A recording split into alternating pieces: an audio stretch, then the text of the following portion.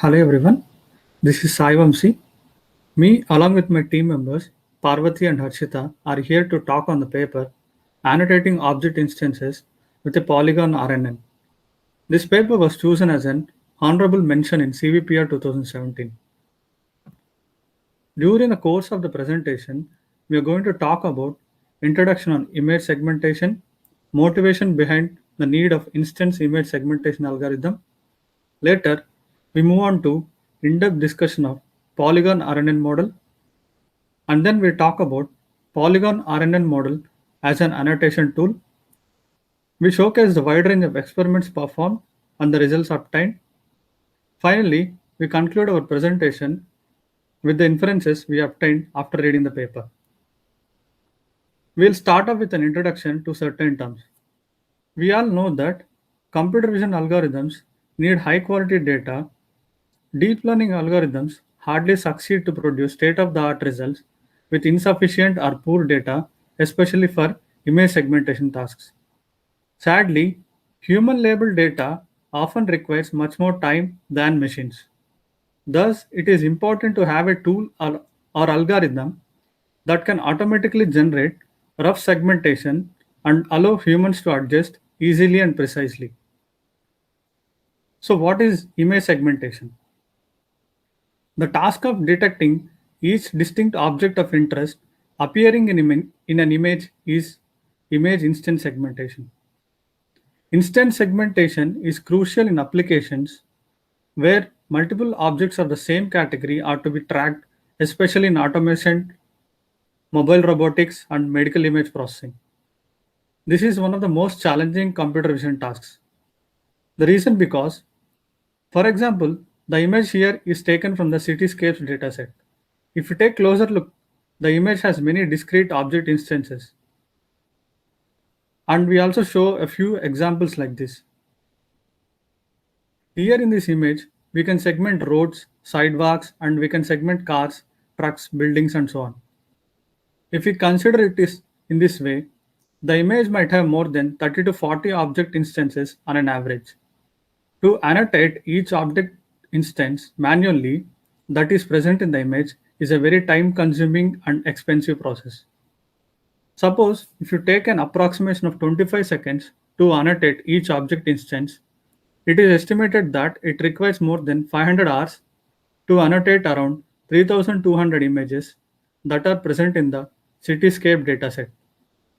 Experimentation results also show that when instant segmentation was done on 160,000 images, the community took 10,000 hours to annotate instance that was present in the image. Taking everything into consideration, to speed up the annotation is definitely need of the hour.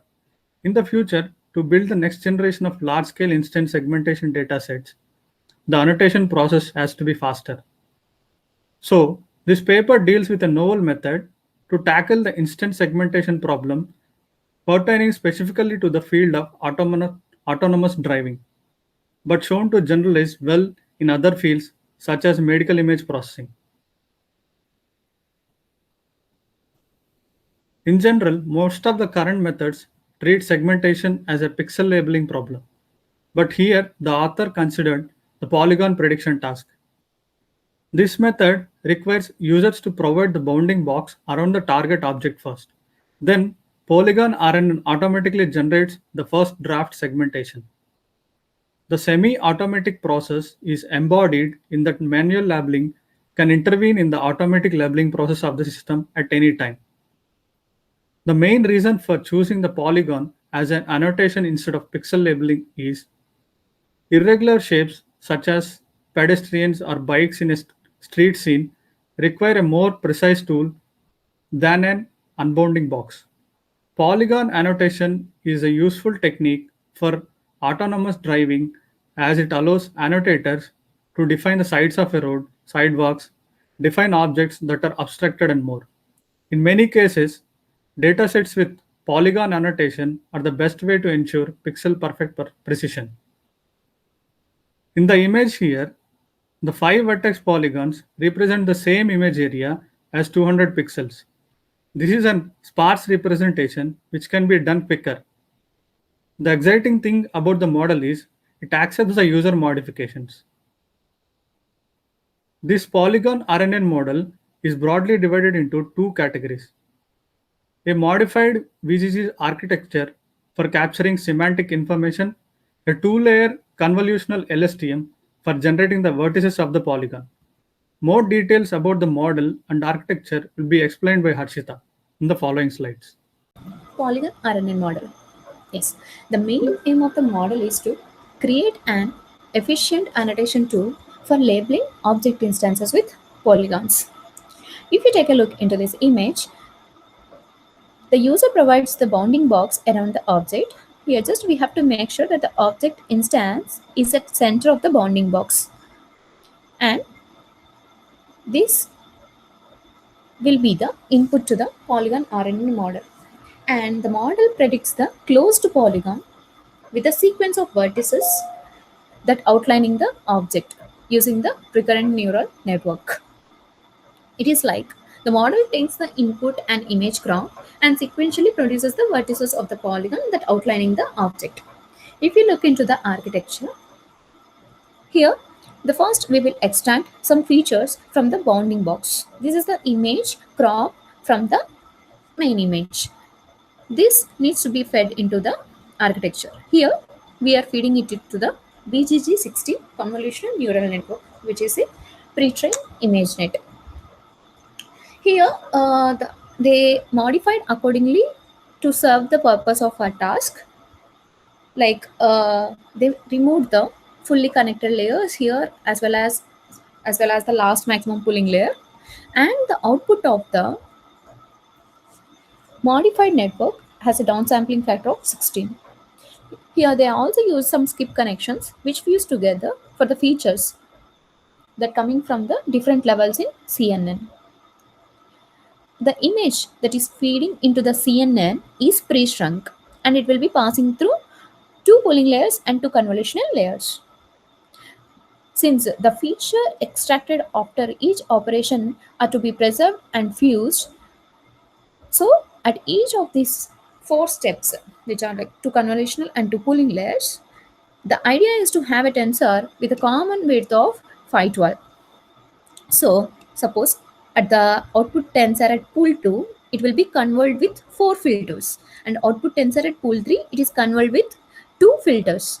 And the skip connections with the 4 layers allows the CNN to correctly outline the instance with low level information like edges, corners, features, as well as the high level information like indicating which image regions belongs to different categories like boundaries or semantic information.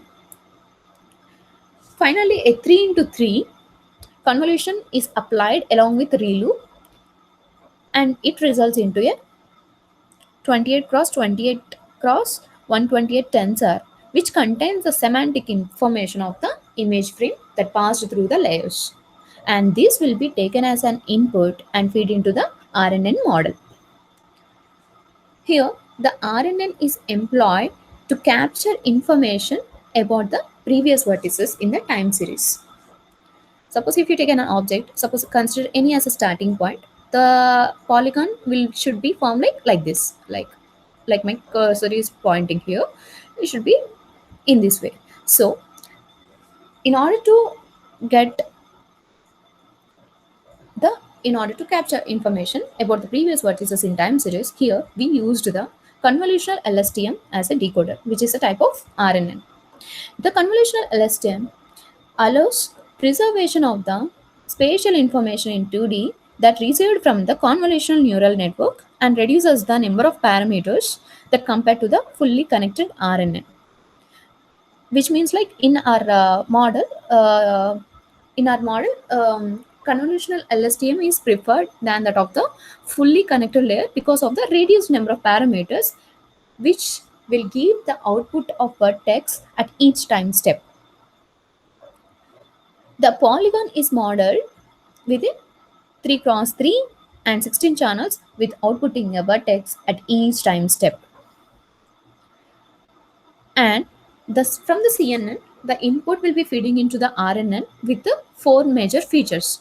There are CNN feature representation of an image, and one hot encoding of the previously predicted vertex, and the vertex predicted encoding of the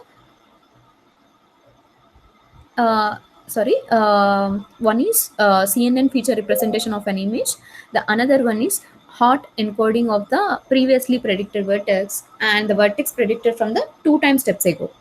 And the another one is first predicted vertex. These the output after passing all these features into the input, passing as an input into the model RNN model, the output from the model will be the vertex at each time step, which means like yeah which outlining the object instance will be the output of our model. The polygon always follow the clockwise orientation, and also the reason for passing the input the above 2 time steps ago vertices is then the model will predict the direction of how the vertices are able to predicting the outline of the object. And yeah here the polygon it should always it will follow the clockwise orientation, and the starting point will be any of the sequence any of the vertex. It can be taken the starting point can be taken at any vertex. So this is the polygon RN model. So far we have seen um, the model without any user modifications. Now we will see the importance of the human annotator in the loop. Suppose if the vertex predicted by the model is wrong, any one of the vertex, that means like suppose here this is the outline of the instance. Suppose if you consider this edge, the outline of the instance predicted by the polygon RNN model is here instead of in this edge, then that will be wrong, right? So the model allows the user to correct the vertex by selecting the new location. That means the user can interfere and then do the adjustments in the output. The correction is setting into the model, which is easy to model to update its predictions and continue predicting the polygon. These modifications These modifications are going to be used by the model in the next time with the help of RNN, that effectively rejecting the network predicted vertex. It has a simple effect by changing all these user modifications by putting into the model. Then the model will be like back on the right track, and it's able to predict the exact locations in the future. The inherent nature of the RNN is to accept previous outputs that allows incorporation of the user judgment.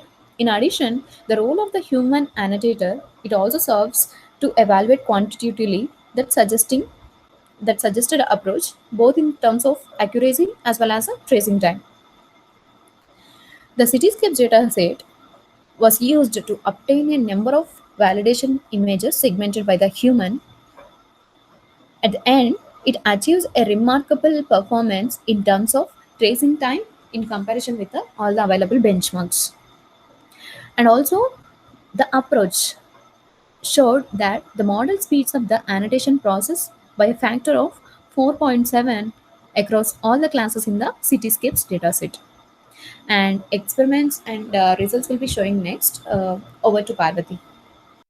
We'll be seeing the experiments and results that were carried out by the authors next. But before we go into the experiments in detail, we can briefly take a look at what the evaluation metrics that were used by the authors are. To measure the quality of the annotations, intersection of a union was used. It is computed per instance and it is averaged across all instances. To evaluate the human action needed to correct the automatic annotations, a human annotator was simulated. The annotator would then correct a point at each time that deviates from the ground truth vertex. After this deviation is recorded, we see what the number of corrections or the number of clicks are. and report that as a metric. So the two main metrics that are used for evaluation are number of clicks per instance and the resulting IOU. We shall move on to the first experiment right now, which is in prediction mode. So this experiment is about segmenting instances without using any kind of human interaction. First, when the experiment is set up, we assume that we are given bounding boxes for some instances.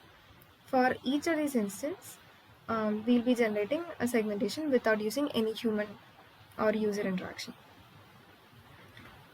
We also want these segmentations to be as close to the ground truth as possible.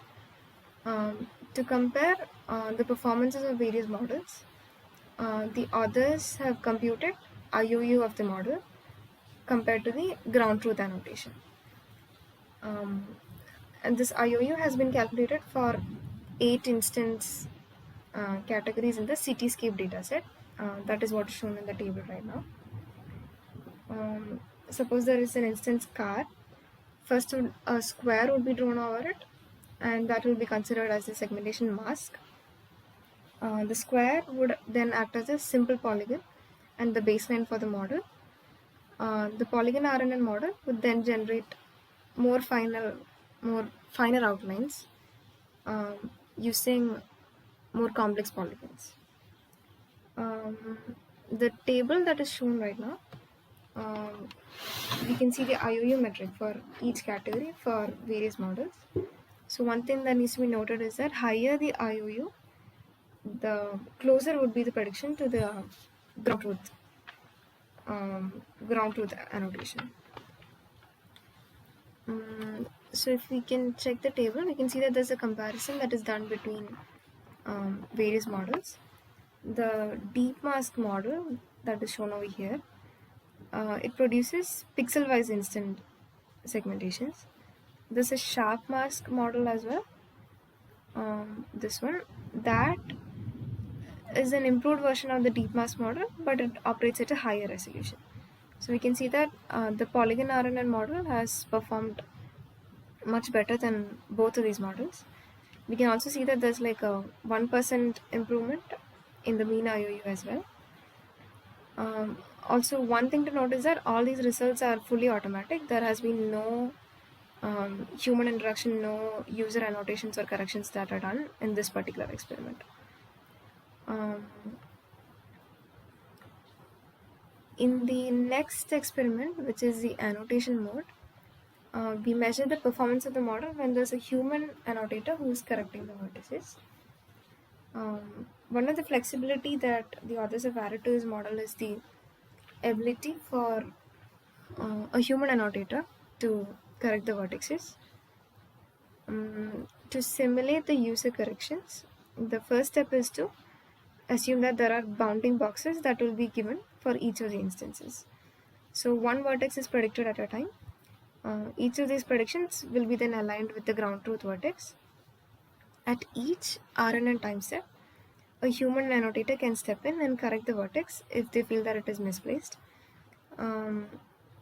If whenever the predictions go or deviate from the ground truth vertex by a certain distance, the authors or the user would step in and correct the prediction.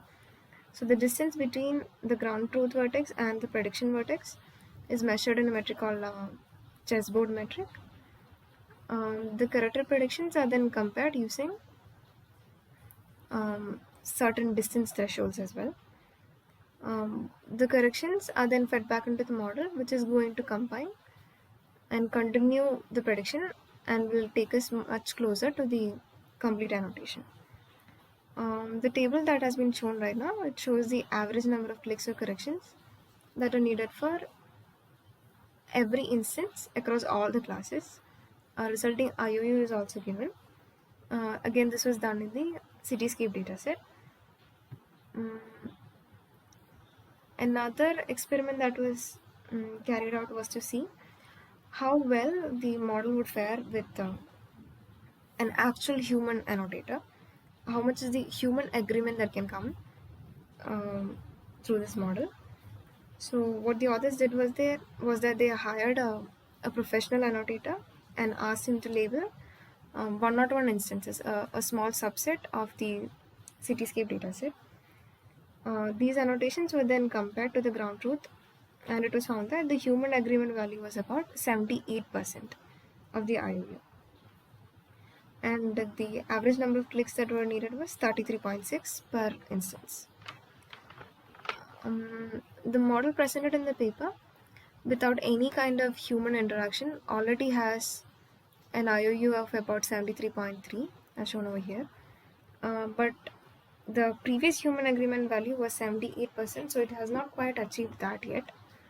However, once the human correction, the annotation mode was introduced, it was able to achieve the previous agreement levels, while at the same time requiring very less number of clicks. So for example, for threshold equal to 1, t is equal to 1, which means it's a very strict annotator that is being simulated. Every small deviations would be automatically corrected. The IOU value achieved was about 87.7. And with more higher thresholds, the number of interactions would be even, number of clicks would be even less. And we can see that even with the threshold is equal to 3, the IOU has reached, the human agreement value has reached about 84%, but at the same time, the speed of annotation has increased by about 6 times, while the number of clicks is also reduced to 5.6. So the jump is from 33.56 to 5.6, so which is very fast. There's a 6 times, a 6-factor increase in speed.